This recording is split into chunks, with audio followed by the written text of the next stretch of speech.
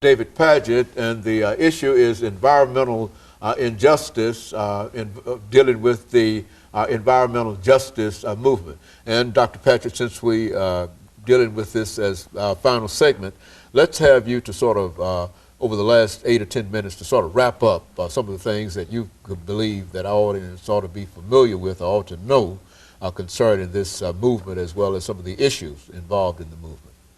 Okay, yeah.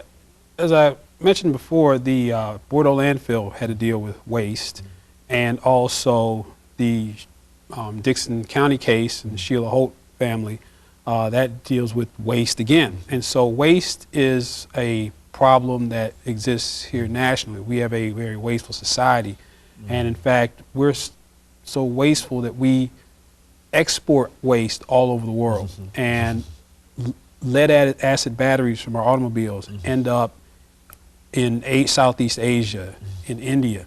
Then they're taken apart and mined for lead by sometimes children who are exposed to those toxins, or just poor people all over the world exposed to our leftovers from the automotive industry.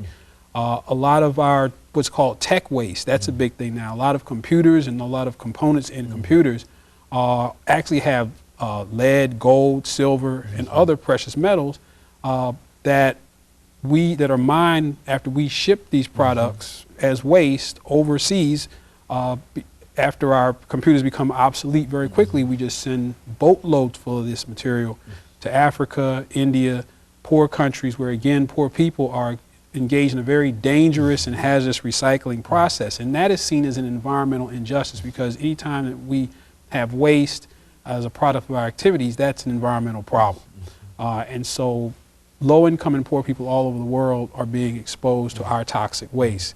There have been some United Nations agreements and conventions to try to prevent that from happening, but it's very difficult to regulate and almost impossible to enforce.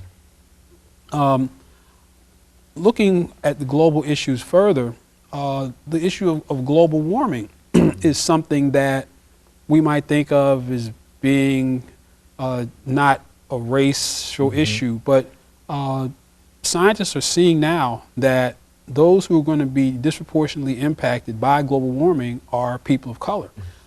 We can look at perhaps a domestic example with Hurricane Katrina. We now know, climatologists now know, that there is a definite relationship between global warming and hurricanes. And in fact, Hurricane Katrina, Rita, and Wilma that struck during that 2005 season were some of the most massive, powerful hurricanes we've ever recorded. And that is a direct result of the waters being warmed up by this global warming phenomenon. And so right here, New Orleans, global warming due to hurricanes. If we look abroad, anytime we have global warming, there's going to be increased drought, which means increased crop failure, which means famine and disease in parts of the world that can ill afford to have their crops fail. They already have food and water shortages, and so global warming results in many cases in severe drought or more extreme droughts in Africa especially, and in places where you have marginal rainfall. And so global warming and its disproportionate impacts upon people of color is an environmental justice issue that is being recognized.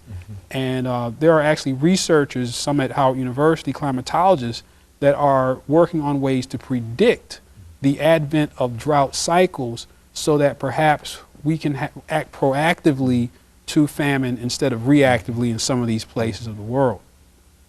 And also the energy crisis is a global crisis that is impacting people of color disproportionately, in that we're now turning more to nuclear energy and oil, of course, and we've turned Africa more as a place where we get our oil.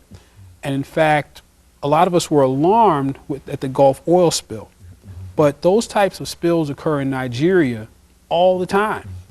Maybe not to that magnitude, but close to it.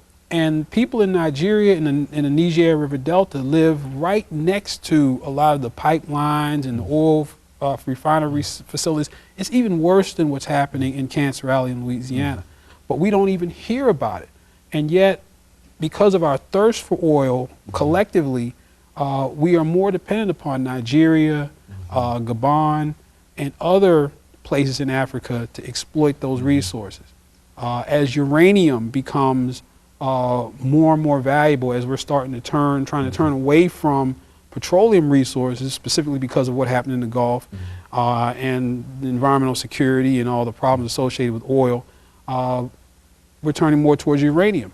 Africa is becoming a greater and greater source of uranium, which is a very nasty, dangerous, and hazardous mining process. And so we have a lot of African countries that are dealing with the waste. Uranium mining creates massive amounts of waste, toxic piles of waste right next to villages, water, contaminated water leaking into people's homes and around, and people have to live around this stuff.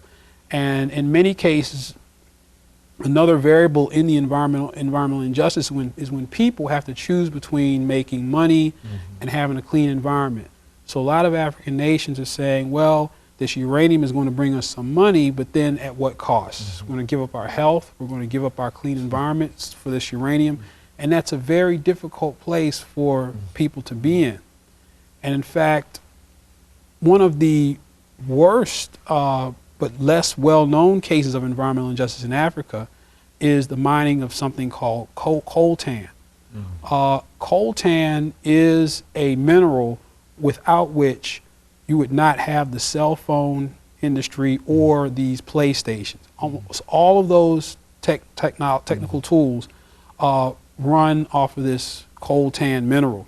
80% of the coltan supply in the world is found in Central Africa, mined by people who make less than $40 a month. Who couldn't even afford a cell phone. Multi-billion-dollar industry that creates a lot of pollution, a lot of hazards. It's just another means of environmental exploitation of Africa, with African people not gaining any of that wealth.